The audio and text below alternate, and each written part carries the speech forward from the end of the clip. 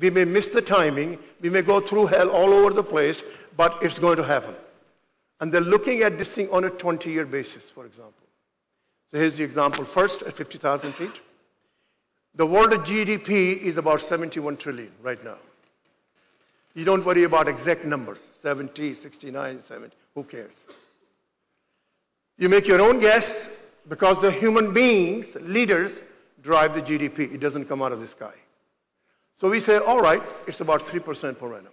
You can argue 3.5%, 4%, 4.5%, you can argue 3%. If you do 3% per annum in a 20-year period, you're talking close to 100 trillion. But it's going to go through.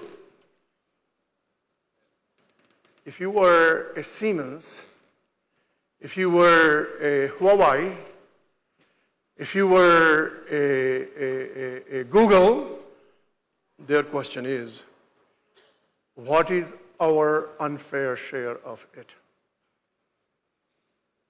Everybody with me keeping down the price? Composition will change. Difficulties will come. Governments will create regulations all over the place, if you will. Privacy issues will be there. But we say that human beings, because leaders drive it, leaders compete it, businesses don't, and they say, I keep an eye on the price, and then say, yes, we're going to go through all that stuff. But that's where it is going. It makes no difference whether I pick 3%, 3.5%, 2.5%. So the CEO of Exxon and their team, this is what they do. The energy will be required. It may not be oil. It may be some other mix. Without the energy, you're not going to get that. Get me another one. Today, the world's largest market for automobiles is China. 18 million cars a year.